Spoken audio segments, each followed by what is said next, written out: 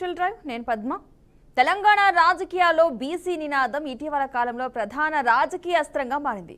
అయితే ఈ నినాదం వెనుక ఉన్న రాజకీయ పార్టీల అసలైన ఉద్దేశాలు బీసీ సంక్షేమం కోసమేనా లేదా కేవలం ఓటు బ్యాంక్ రాజకీయాల కోసమేనా అనే అనుమానం బలంగా వ్యక్తమవుతోంది.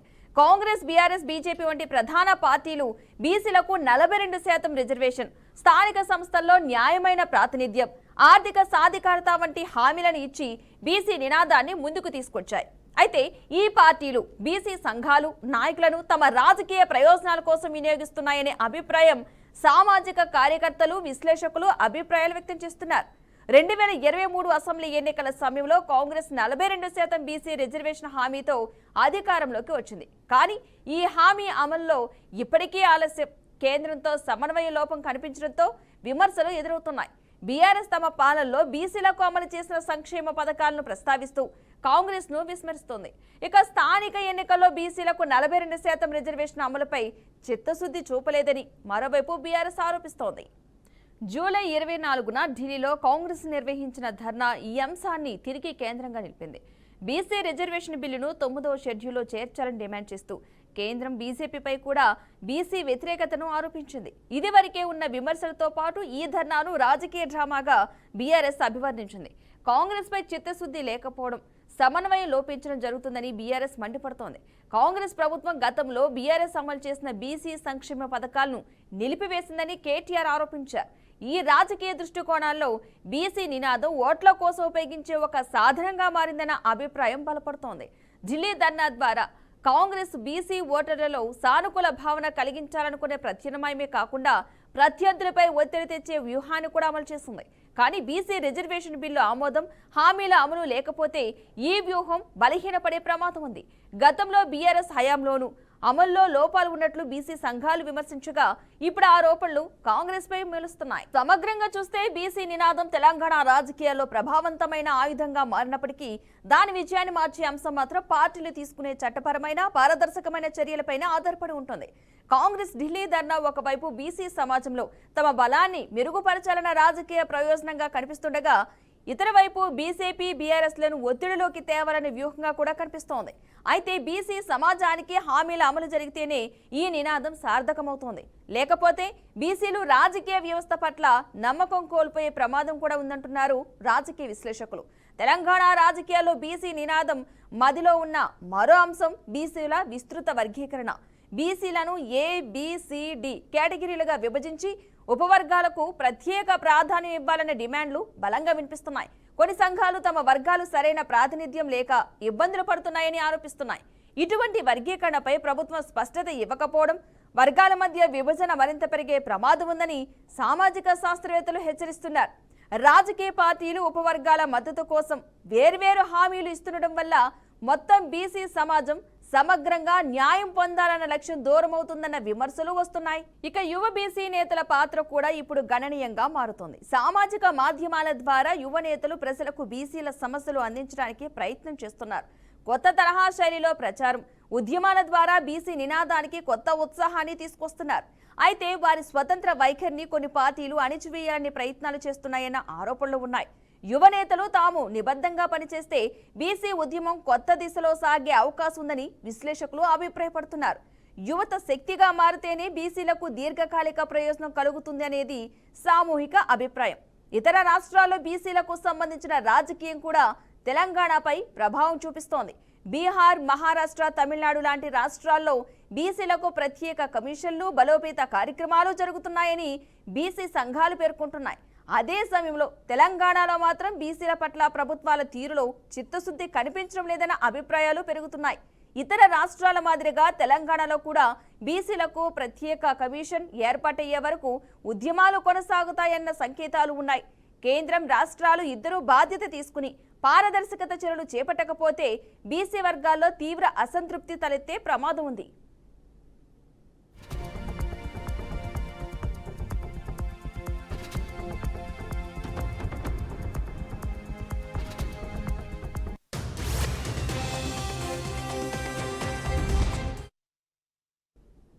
రైట్, ఇదే అంశానికి సంబంధించి మనతో మాట్లాడడానికి మరింత విశ్లేషణ, వివరణ అందించడానికి జూమ్ లైవ్ లో సిద్ధంగా ఉన్నారు అనలిస్ట్ వెంకటేశ్వర గారు. నమస్తే అండి.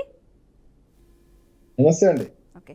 ఈ తెలంగాణలో బీసీ రిజర్వేషన్ అంశం ఒక ఎన్నికల సమయంలో మాత్రమే జోరుగా వినిపిస్తుంది. నిజంగా ఇది బీసీ సంక్షేమం కోసం అనుకోవచ్చు అంటారా, లేదంటే ఓటు బ్యాంకు కోసం అనుకోవచ్చు అంటారా? బీసీ రిజర్వేషన్ అనేది ఒక ఓటు బ్యాంక్ కార్డ్ లాగా మారిపోయిన పరిస్థితి మనందరికి తెలిసిందే. ఈరోజు వాళ్ళ సంఖ్యాపరంగా వాళ్ళ యొక్క ఓటు ఓట్ల సంఖ్య ఎక్కువ ఉండడం వల్ల వాళ్ళని ఒక ఆయుధంగా మలుచుకునే ప్రయత్నంలో భాగంగా ఇప్పుడు తెలంగాణలో ఈ ప్రయత్నం జరుగుతూ ఉంది. తమిళనాడు విషయానికి వస్తే వాళ్ళది కొద్దిగా విభిన్నమైన రాజకీయం. గత స్వతంత్రం వచ్చిన తొలినాళ్ళ నుండే వాళ్ళ యొక్క విధానాల్లో తేడా ఉంది. వాళ్ళ యొక్క లీడర్షిప్ లోనే విభిన్నమైనటువంటి అప్రోచ్ ఉంది కాబట్టి అక్కడ కొంత సాధ్యాల విషయంలో విభిన్నమైన పరిస్థితి ఉంది. కానీ కాంగ్రెస్ ఎంతో కాలం నుండి గతంలో అధికారంలో ఉంది. ఆ తర్వాత మధ్యలో టీడీపీ, పిఆర్ఎస్ లాంటి పార్టీలు కూడా అధికారంలోకి వచ్చాయి. కానీ ఇప్పుడు దీని యొక్క మూల అంశము ఏదైతే 50% లిమిట్ దాటకుండా ఉండాలనేటువంటి సుప్రీంకోర్టు ఇచ్చినటువంటి ఆ వర్డిక్ట్ మూలాన ఈరోజు బీసీలను నిజమైనటువంటి వాళ్ళ యొక్క సాధికారత కోసం రాజకీయ పార్టీలు చేయడానికి గల అవకాశం పార్లమెంటుకు ఉందనేది కాంగ్రెస్ పార్టీ బీజేపీ మీద నెట్టేస్తున్నటువంటి పరిస్థితి. మరి బీజేపీ ఏమో మీరు ఒకవేళ అదే కేంద్రానికి పార్లమెంట్ లో అవకాశం ఉంటే మీరు ఎందుకు రాష్ట్రంలో ఈ హామీ ఇచ్చారని కాంగ్రెస్ పార్టీని బీజేపీ అడుగుతుంది. ఈ రెండింటి మధ్యలో బిఆర్ఎస్ పార్టీ వాళ్ళు కూడా బీసీలకు పర్సంటేజ్ ఇవ్వడంలో సుముఖంగా ఉన్నాం అని చెప్పే ప్రయత్నంలో భాగంగా చాలా పెద్ద ఎత్తున రాజకీయాల్లో వాళ్ళు చేస్తున్నటువంటి ధర్నాలు కావచ్చు, ప్రజల్లోకి వెళ్ళి చేస్తున్నటువంటి హామీలు కావచ్చు, విమర్శలు, ప్రతి విమర్శలు, ఇవన్నీ కూడా నిజమైనటువంటి ఇక్కడ వాళ్ళ యొక్క మనుగడ కోసం చేస్తున్నటువంటి ప్రయత్నాలే ఎక్కువ కనబడతా ఉన్నాయి. నిజంగా ఈరోజు ఆయా పార్టీలలో జరుగుతున్నటువంటి బీసీ నాయకత్వాల మధ్యలో, అంటే నేనేది అది కాంగ్రెస్ కానీ, బిఆర్ఎస్ కానీ, బీజేపీ కానీ, ఈ పార్టీలో ఉన్న బీసీల విషయానికి వస్తే వాళ్ళు కూడా నిజంగా కలిసికట్టుగా ఏ పార్టీలో ఉన్నా కూడా చిత్తశుద్ధితోని దాన్ని ముందు తీసుకెళ్లాలనేటువంటి అభిప్రాయం వాళ్ళకు కూడా ఉన్నట్టు కనపడడం లేదు. ఉంటే ఈరోజు సాధ్యాల విషయంలో, పార్టీలు ఇస్తున్న హామీల విషయంలో, చేయాల్సినటువంటి వాళ్ళు తీసుకోవాల్సినటువంటి చర్యల విషయంలో, ఏ ప్రయత్నాల విషయంలో బీసీలు, అన్ని పార్టీలు ఉన్న బీసీలలో ఏకాగ్రత, ఐక్యత లేదేమన్న ఒక భావన కూడా ఇలా మనకు అర్థమవుతుంది. ఎస్టీడీ వర్గాలు విభజన విషయంలో న్యాయం చేయాలనేటువంటి డిమాండ్ ఈరోజు మరి మనం చూస్తే అది నిజంగా అంటే మనకు ఏదైతే ఈరోజు పార్టీల మధ్యలో చర్చలు జరుగుతున్నాయో, చర్చలకి ఇక్కడ జరుగుతున్నటువంటి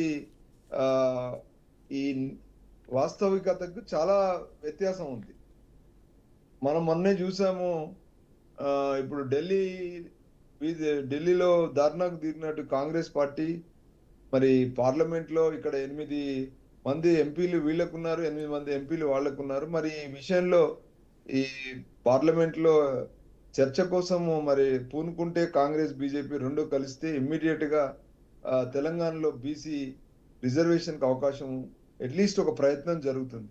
ఊరికే ఇక్కడ గల్లీ రాజకీయాలు చేయడం, నిజమైనటువంటి పార్లమెంట్ లో తీసుకోవాల్సిన చర్యల విషయానికి వస్తే మాత్రం అక్కడ నిజమైనటువంటి ప్రయత్నం జరిగినట్టు ఎక్కడ కూడా కనపడడం లేదు. అది కాంగ్రెస్ పార్టీ కావచ్చు లేదా బీజేపీ పార్టీ కావచ్చు. ఇక్కడ స్థానికంగా ఉన్నటువంటి నాయకులు వెళ్ళి ఢిల్లీలో హడావిడి చేసినంత మాత్రాన నిజంగా పార్లమెంట్ లో చర్చకు తీసుకొచ్చి దాన్ని సాధ్యాల విషయంలో, వాళ్ళ యొక్క అభిప్రాయాల విషయంలో ఒక స్పష్టత తీసుకొచ్చే విషయంలో మాత్రం పూర్తిగా కొరబడింది అనేది మనందరికి అర్థమైనటువంటి విషయం. మరి దీనికి సమాధానం చెప్పే బదులుగా ఒకరి మీద ఒకరు విమర్శలు చేసుకోవడానికి మాత్రం టైం వెచ్చిస్తున్నారు, కానీ నిజమైన ప్రయత్నాలు జరగడం లేదనేది మనందరికి తెలిసిన విషయమే. ముఖ్యంగా బీసీల్లో కూడా ఏబిసిడి వర్గాల మధ్యలో కూడా ఆ విభజన వ్యవహారంలో కూడా చాలా వ్యత్యాసాలు ఉన్నాయి. ఈరోజు ముస్లిం వ్యవహారంలో కానీ ఇతర మతాలు ఇతర ఆ, ఆ, వర్గాలకు సంబంధించిన బీసీలలో సమన్యాయం, అది వాళ్ళకి కావాల్సినటువంటి ఒక స్పష్టత ఆ అనేది అది కూడా లోపించింది. దానికి అక్కడ కూడా ఏ బీసీ వర్గాలకైతే ఎక్కువ సంఖ్య ఉందో వాళ్ళ మధ్యలో మిగతా బీసీ వర్గాల మధ్యలో ఆ సంఖ్యాపరంగానే తీసుకోవాలా. సంఖ్యాపరంగా తీసుకుంటే మరి నిజంగా మరి మొన్న కులగణన వివరాలు ఎందుకు బహిర్గతం కావట్లేదు? ఎందుకు కమిషన్ ద్వారా ఒక ప్రోటోకాల్ ద్వారా రాజ్యాంగబద్ధంగా ఎందుకు చేయలేకపోతున్నారు?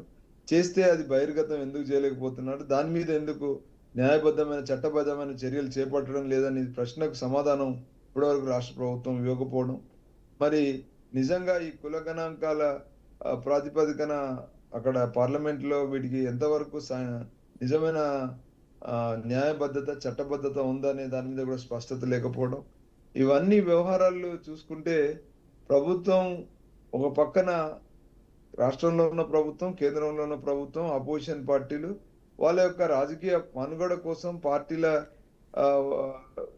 నిజంగా వాళ్ళను బీసీ ఓటు బ్యాంకును గతంలో ఎలా అయితే ఎన్నికల్లో వాడుకొని ముందుకు వాళ్ళ యొక్క అధికారంలోకి వచ్చారో అదే రీతిలో ఇప్పుడు రేపు స్థానిక సంస్థల్లో కూడా వాడుకోవడానికి మాత్రమే పరిమితం అయ్యే పరిస్థితిలో ఇప్పటి వరకు మనకు కనబడుతున్నాయి. కానీ ఎక్కడ కూడా ఒక నిజంగా చిత్తశుద్ధిగా పని జరుగుతుందనేటువంటి నమ్మకం లేదు.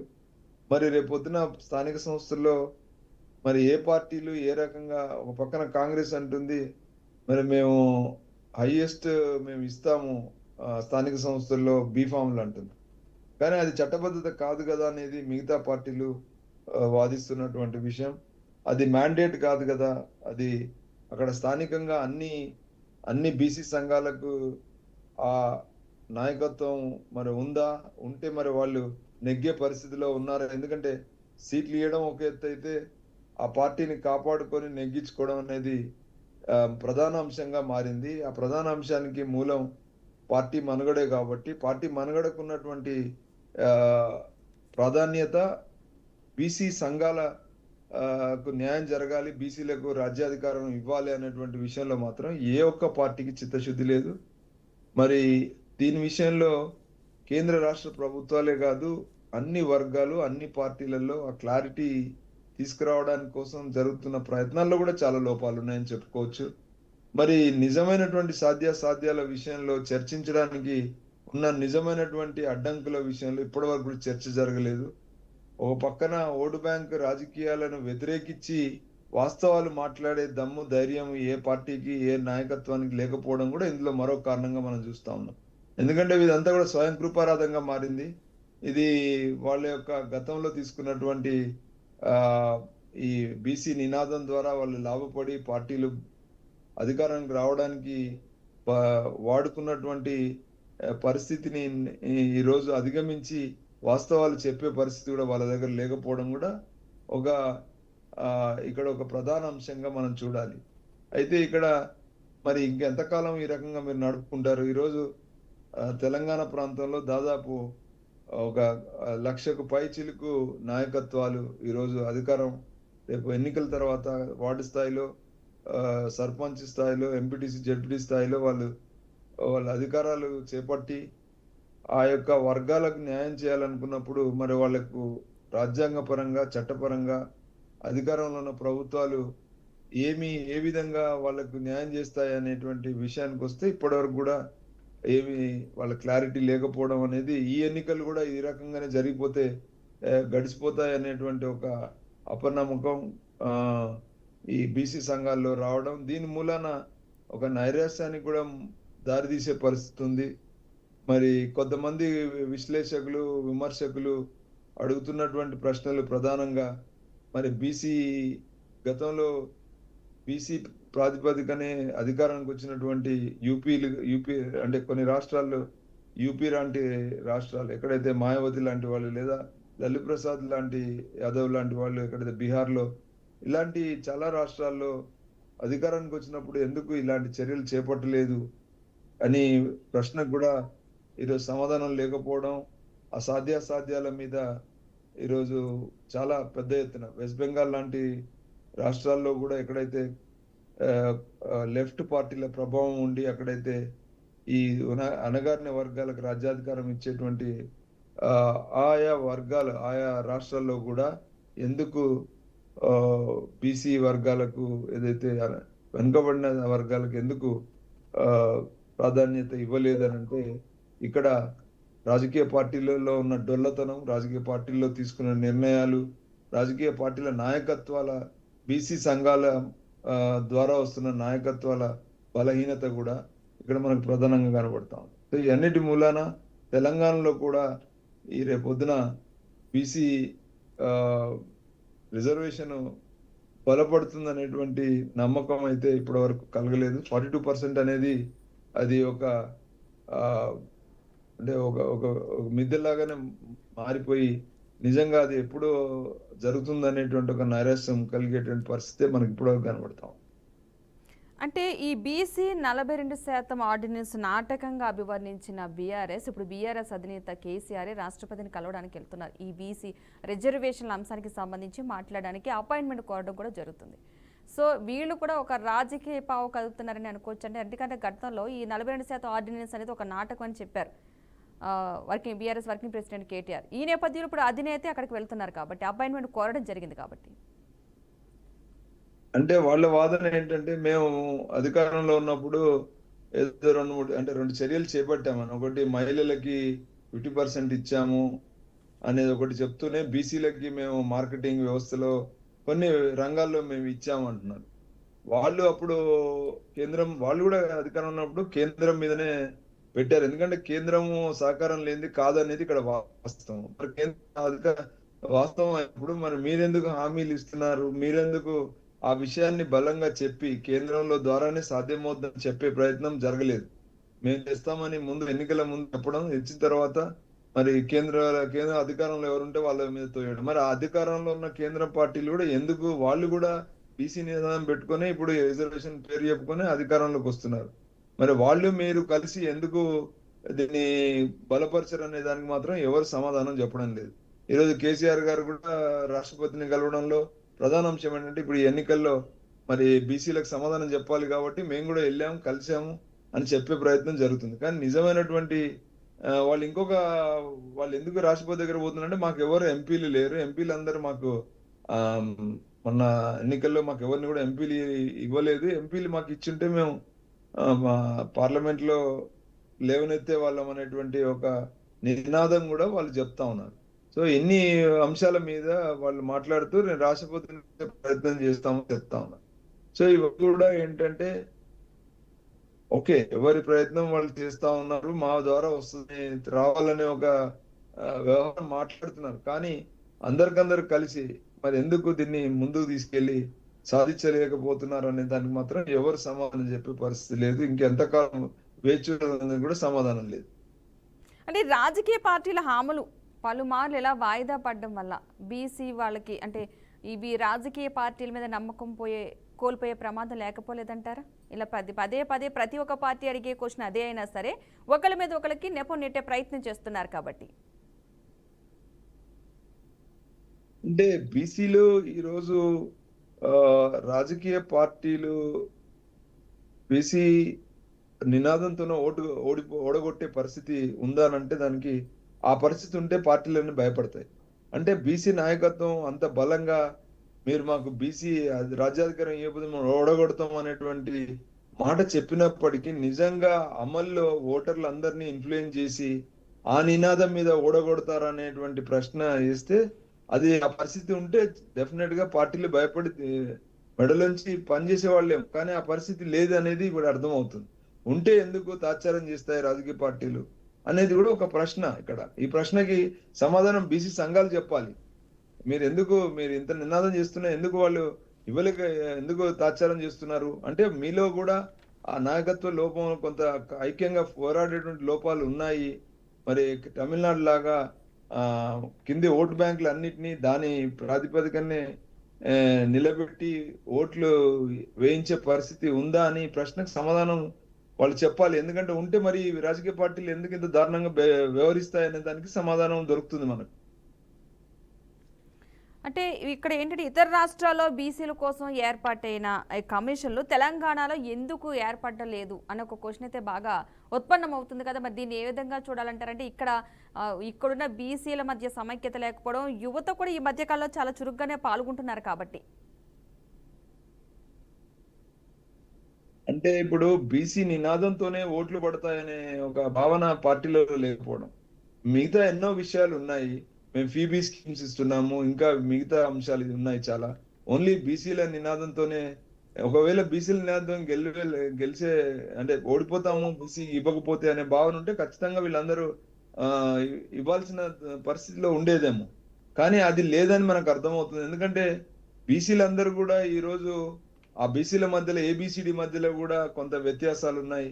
ఏబిసిడి వర్గాల మధ్యలో కూడా ఏ వర్గానికి ఎంత ఇవ్వాలనే ఒక క్లారిటీ కూడా లేకపోవడం, రాజ్యాంగబద్ధంగా దీని గణాంకాలు కానీ దీని యొక్క స్పష్టత లేకపోవడం, వాళ్ళ ఆర్థిక మూలాల మీద కూడా స్పష్టత లేకపోవడం, నిజంగా రాజ్యాధికారానికి రావాల్సిన ఎందుకు బీసీలకు రాజ్యాధికారం ఇవ్వాలి అని ఒక ప్రశ్న అడిగితే నిజమైనటువంటి సాధికారత అంటే ఏంటి అని డిఫైన్ చేయడంలో కూడా బీసీలు వెనుకబడిపోయారని మనం అనుకోవచ్చు.